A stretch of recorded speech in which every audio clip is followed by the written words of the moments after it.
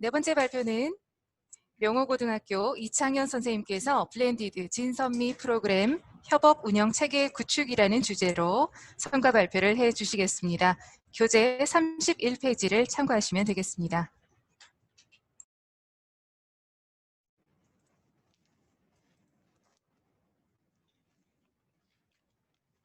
반갑습니다. 네, 소리가 잘 들리시나요? 네. 저는 명호고등학교 교사 이창현입니다. 여기 지금 굉장히 지금 방송국처럼 열기가 띄고 있고, 잠깐 좀 쉬어가자는 의미에서, 어, 제가 저희 연구학교 보고서를 선생님들에게 이렇게 배부를 해드렸습니다. 그래서 지금 선생님들 책상 위에 있을지도 모르겠는데, 지금 연구학교 보고서가 있습니다. 그래서 여기 들어있는 문서적인 내용은 저희 연구학교 결과 보고서로 좀 대신하고자 하고, 평소에 이렇게 문서로 전달하지 못하는 그런 연구학교를 운영하면서 느꼈던 점이나 좀 생각해 볼 것들, 그런 것들을 중심으로 안내를 드리고 말씀을 드리겠습니다. 오늘의 발표는 저희가 이제 학기제하고 학년제를 동시에 운영했던데, 그땐 그런 사례들과, 그리고 블렌디드 진선미 프로그램이라고 하는 협업 체계를 구축했던 점과, 그리고 무엇보다 중요하게 생각하는 고교학점제 연구학교 운영에 있어서의 사례, 그런 것들을 중심으로 설명을 드리고자 합니다. 제가 고등학교 때 어쩌다가 합창단을 하게 됐습니다. 합창단을 하게 됐는데, 굉장히 신기했던 분이 바로 지휘자 음악 선생님이셨어요. 그래서 저 지휘자는 도대체 어떤 역할을 할까 굉장히 궁금해서 집에 와서 어머니한테 한번 물어본 적이 있었습니다. 어머니가 성당에서 성가대를 했는데 어머니께 한번 물어봤습니다. 제가 평소하고 다르게 좀 사투리를 한번 써보겠습니다. 네.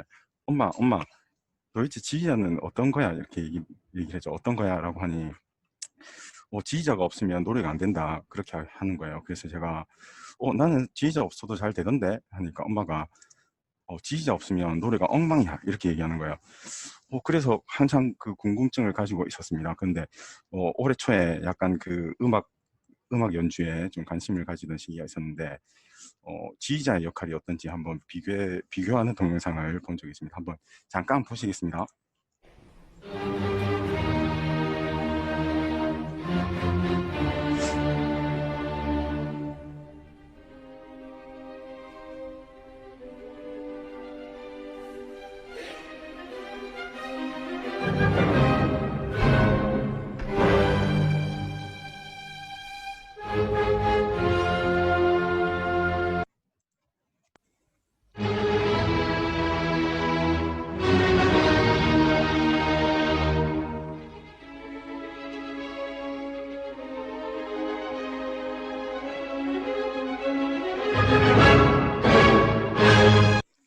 우리 일반인이 들어도 오묘하지만 어떤 차이가 이렇게 느껴지는 것처럼, 제가 고교학점제 운영을 하면서 이미 저희 부산교육청에서는 컨설턴트의 역할로 교육과정이 규정에 따라서 굉장히 잘 짜여져 있다고 생각하고, 고교학점제 연구학교를 하는 학교보다 일반 학교에서 훨씬 더 이렇게 선진화된 교육과정을 운영하는 걸로 생각이 됩니다.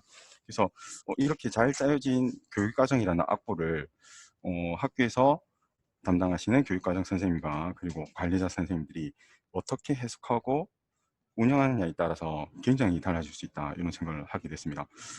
그 중에 첫 번째 사례로 학기제와 학년제를 운영했던 저희 학교에서 생각했던 점을 한번 말씀드리겠습니다. 저희 학교는 2018년도 신입생, 지금 현재 고3인 학생이 2019년도에 학기 이수제를 경험했었고, 그리고 작년에 아니죠. 지금 2학년인 지금 말 잘못했는데 2019년도에는 학년 이수제를 이수했는데, 지금 현재 3학년 학생들은 학기 이수제를 경험했던 그런 세대가 됩니다. 그래서 저희 학교에서는 동시에 이 학기 이수제하고 학년 이수제를 이렇게 경험했던 그런 경험이 있었는데, 제가 이거를 생각하게 된 배경은 2021학년도 신입생부터는 꼭 학기제를 전면 도입해야 되기 때문에 일어날 수 있는 그런 문제점에 대해서 한번 살펴보겠습니다. 이 학기제를 운영하게 되면 중복 편성을 해야 되기 때문에 이제 사회 과목이나 과학 과목들이 이렇게 학기별로 이렇게 동시에 편성돼야 되는 것이죠. 이렇게 편성하다 보니까 학생들의 등급이 나오는 산출 결과를 한번 살펴보게 됐는데 물리학을 예를 한번 들어보겠습니다. 학기제를 운영할 때 1학기에 물리학을 선택한 학생이 41명, 그리고 2학기에 선택한 학생이 20명 이렇게 선택이 되고 우리 그 규정에 따라서 등급이 1등급이 1학기에는 2명, 2학기에는 1명 이렇게 나오게 됩니다. 그리고 이 친구들의 통합과 등급 산출 점수와 3학년 때 선택하는 과목들을 이렇게 추적을 해보니까 굉장히 이렇게 들쑥날쑥하다는 느낌을 받았습니다. 1학년 때 3등급을 받았던 학생이 2학년에 올라서 1학기 때는 물리학을 2등급을 받게 되고 3학년 때는 4등급을 받게 되고 1학년 때 1등급을 통합과학에서 1등급을 받았던 학생이 물리학을 2학기에 선택하면서 2등급을 받게 되고 3학년에는 다시 이렇게 합반이 됐을 때는 2등급을 받게 되는, 그래서 어떻게 보면 학생들이 이렇게 유동적으로 굉장히 역동적으로 성적이 바뀔 수 있다는 건 맞지만 이렇게 성적의 어떤 추이를 봤을 때 굉장히 랜덤릭하다, 예측할 수가 없다, 이런 어떤 느낌을 받게 됐고 학생들도 거기에 대한 이의를 좀 제기하는 면이 있었습니다. 그때 이제 이 친구들은 어떤 안내를 받았냐면 교육과정 담당자 선생님으로부터 수능을 선택할 과목은 2학년 2학기에 선택을 하도록 권장을 받았어요.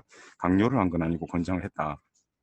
그런데 학생들이 수능을 선택하는 어떤 그런 기준은 본인이 등급을 잘 받은 과목. 지금 보시면은 상위 클래스인 애들이, 상위 등급을 받은 아이들이 거의 대부분 물리학을 선택하는 걸 볼 수가 있었습니다. 학교에서는 2학기에 선택한 것을 수능으로 하라고 했는데 1학기에 선택한 학생들 중에도 등급을 잘 받은 지금 학생들은 거의 대부분 물리학을 선택한 걸 볼 수가 있는 거죠. 그러다 보니까 이게 지금 1학기에 받았던 등급을 좋게 받았던 학생들이 합반이 됐을 때는 오히려 등급을 못 받는 경우도 이렇게 생기게 되고 굉장히 예측할 수 없는 그런 어떤 상황이 놓이게 되는 거죠. 그래서 저희가 저희 부서에서 외부의 지필 평가에 대한 컨설팅도 요청을 했습니다. 특정 과목에 대해서 지필 평가를 학기별로 한번 분석을 해달라 이렇게 외부에 요청을 했고 컨설턴트로부터 이제 이런 그 진단을 받았습니다. 1학기하고 2학기는 유사도가 굉장히 높은 문항이 많다. 그리고 2학기에는 1학기에 출제됐던 문제를 좀 피하려고 하다 보니까 문항의 난이도가 굉장히 높아지는 것 같다. 그래서 평균이 지금 보시는 것처럼 1학기하고 2학기의 차이가 굉장히 난다. 2학기의 난이도가 굉장히 높다. 네, 그렇게 어떤 결론을 냈고 그럼에도 불구하고 2학기에 100점을 받는 100점을 받는 사례가 있었고 1학기에는 없었고, 네, 어떤 학생이 언제 선택하느냐에 따라서 이렇게 학점이 왜곡될 수 있다는 것을 이렇게 알게 되었습니다. 그리고 숫자도 차이가 굉장히 많고 그래서 앞으로 도입될 학기제 운영에서 교육과정을 담당하는 선생님들이 어떻게 편성표를 해석하고 운영하느냐에 따라서 학생들의 등급 차이가 굉장히 날 수 있겠다 이런 생각이 듭니다. 그래서 다른 학교의 사례를 한번 살펴보면 저희 명호고에서는 현재 학기제로 이렇게 중복 편성을 하게 되는데 지금과 같은 문제점이 발생할 수 있기 때문에 부산에 있는 D고등학교에서는 1학기에 과학 탐구 과목을 1학기에 진로 선택을 선택하게 하고 2학기에는 일반 선택 원 과목, 3학년 때 똑같이 중복 편성을 하되 2 과목을 개설해서 학생들이 전공 심화로 선택할 과목들을 2학기에 선택해서 물리학 1을 선택하면 3학년 1학기에는 2를 선택해서 전공 심화를 할 수 있도록 그렇게 합니다. 그리고 중복 편성이 되어 있기 때문에 3학년 때 자기의 진로가 바뀐다면 선택을 하되 그 인원이 굉장히 최소화될 수 있도록 이렇게 하는 편성하는 예가 있습니다. 그런데 이제 문제는 이런 선택 방식은 우리 교육과정 규정 권장사항에 보면 일반 선택 이후에 진로 선택을 이수하도록 권장되어 있는 것과는 좀 상치되는 거죠.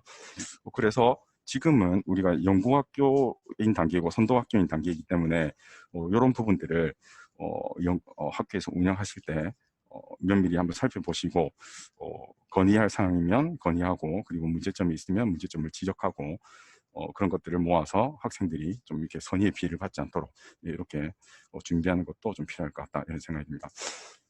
그래서 어디까지나 교육과정을 운영하는 선생님들이 어떻게 편성표를 해석하고 운영하느냐가 굉장히 중요한 것 같다. 이런 의미에서 첫 번째 주제를 말씀드리고 있습니다.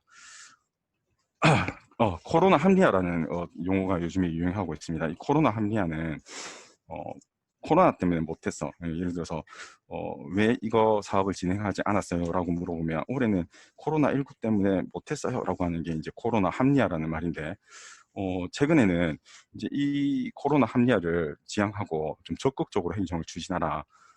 그런 것들이 굉장히 유행을 하고 있습니다. 그래서 저희도 지금 이렇게 코로나가 3단계에 인접하고 있음에도 불구하고 이렇게 진행을 하고 있습니다.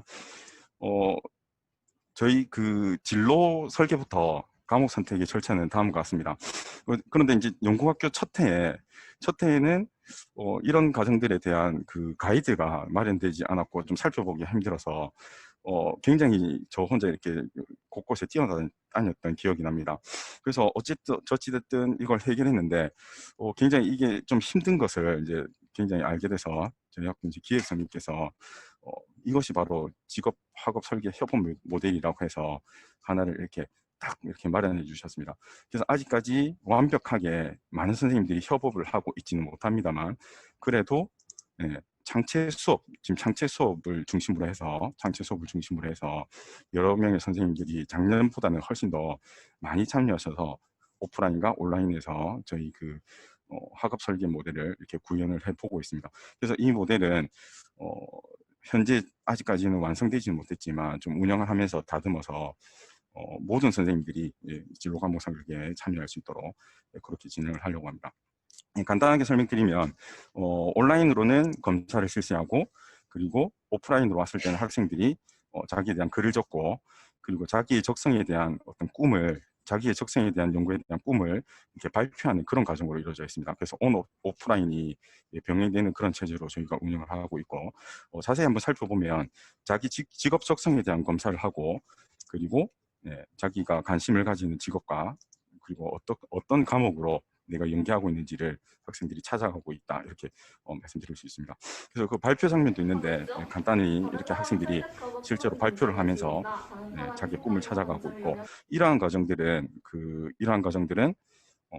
창의적 체험 활동에서 정규 수업에서 운영을 하고 있기 때문에 학생들의 발표 내용들을 학생 생활 기록부에 반영할 수 있도록 그렇게 연계를 하고 있다 이런 말씀을 드립니다. 세 번째로 마지막으로 연구학교를 운영하면서 끝으로 굉장히 중요하다고 생각하는 점은 한 세 가지 정도가 되겠는데 과목 개설을 하는 데 있어서 교과 협의를 굉장히 중시해야 된다. 제가 이게 바쁘다 보면 교과 협의 없이 제 의지대로 해석을 해서 과목을 개설하고 학생들의 안내를 하는데 그 과정에서 교과 담당 선생님들께서 굉장히 언짢아하시고 교과에서 교육과정부와 협의 없이 학생들에게 안내하는 그런 사례도 있었습니다. 그런 과정에서 이제 교육과정부와 선생님 간의 신뢰가 무너지는 경우가 있기 때문에 반드시 이런 과정을 거쳐야 되겠다. 저희가 잘 못하고 있지만 거쳐야 되겠다고 생각하고 다과목 수업을 하고 있는 선생님들이 굉장히 힘들어하는 것이 학업 성적 관리 규정에 따라서 저희가 위원회를 열었을 때 올해는 다과목을 담당한 선생님들이 중독 정답이 일어나는 사례가 한 2배 정도 증가한 걸로 제가 지금 파악됩니다. 굉장히 이 시험을 출제하는데 힘들어하고 있고 이 선생님들이 어떻게 하면 좀 수업에 집중할 수 있는지에 대한 고민을 해야 되고 그리고 선생님들이 과목을 단순히 많이 개설하는 것이 이제 중요하지 않은 것 같습니다. 많이 개설을 해도 그 표시 과목의 성취 기준을 따라하지 않는 경우가 지금 많이 보이기 때문에 어떻게 하면 최적화된 과목의 수를 개설하고 그 표시 과목의 성취 기준을 반영할 수 있는 수업을 운영하는가가 훨씬 더 중요한 시기가 온 것 같다 이렇게 생각됩니다. 끝으로는 선생님들의 협의가 굉장히 중요한데 올해는 코로나 합리화로 저희도 이게 진행하지 못했고 작년에 진행했던 코로나가 진행되기 전에 진행했던 교원 월드 카페라고 하는 것이 있었는데 저희 학교에서는 이 선생님들이 그러니까 주제별로 카페를 만들고 선생님들이 그 주제별로 찾아가서 논의를 하고 거기에 대한 의사결정을 했던 그런 기억이 있습니다. 그래서 저희 학교에서는 다과목 수업에 대한 인센티브를 지원하는 방안을 찾았고 그 다음에 단성학급에서 혼성학급으로 가는 것을 동의를 통해서 얻어냈고 그 다음에 3번, 4번처럼 지금 3번, 4번처럼 저희가 이렇게 올해 2020년에 그 협의 과정을 통해서 구현해냈던 것들이 다 선생님들 간의 어떤 협의 과정을 통해서 이제 거쳐낸 것들이다 이렇게 말씀드릴 수 있고 한 번씩 선생님들께서도 학교에서 오프라인이든 언제든 이런 과정을 통해서 협의를 해서 그 의사결정을 하는 것이 굉장히 중요하겠다 이렇게 생각이 듭니다. 어, 그 베토벤 바이러스라는 그 드라마가 있었습니다. 그래서 이 드라마를 제가 이거 봤었던 기억이 있는데 처음에는 선생님들이 이 교육과정 2015 개정 교육과정에 죄송합니다. 굉장히 불만을 표하시는 경우가 많을 거예요, 아마. 음정 불안합니다. 화를 일자로 켜세요. 네, 굉장히 불만을 많이 가지실 텐데 이런 과정들이 조금씩 지나고 나면 튜닝 안 했습니까? 조금씩 지나고 나면 했는데요. 선생님들이 원래 플루시 음정이 훨씬 더 약간 입술 발전된 구멍 모습으로 최대한 이렇게 작게 갈수 만들어서 있습니다. 불어보세요. 바람은 세게. 피아노 아닌가요? 소리를 작게 내려면 살살. 네, 처음에는 아마 부장님들과 선생님들 사이에 아마 이런 모습이 굉장히 많이 일어날 거고 시간이 지나고 이게 안착될 쯤 되면 서로 웃는 모습으로 이렇게 진행될 수 있을 겁니다. 그래서 제가 처음에 서두에 꺼냈던 이런 그 지휘자의 역할, 저는 친구들과 함께 노래를 불렀는데 친구들이 노래를 너무나 잘 알고 있어서 지휘자가 없어도 된다고 생각했었던 적이 있어서 어머니께 그렇게 물어봤었죠. 그래서 만약에 선생님들이 교육과정을 완벽하게 이해하고 그 2015 개정 교육과정과 고교학점에 대한 이해도가 높아지면 그리고 서로 신뢰를 하면 지휘자가 없이도 교육과정 부장님이 다른 학교를 가더라도 혹은 다른 담당 선생님이 오시더라도 서로 눈을 맞추면서 이렇게 이해하는 것처럼 그런 것들이 일어날 수 있겠다.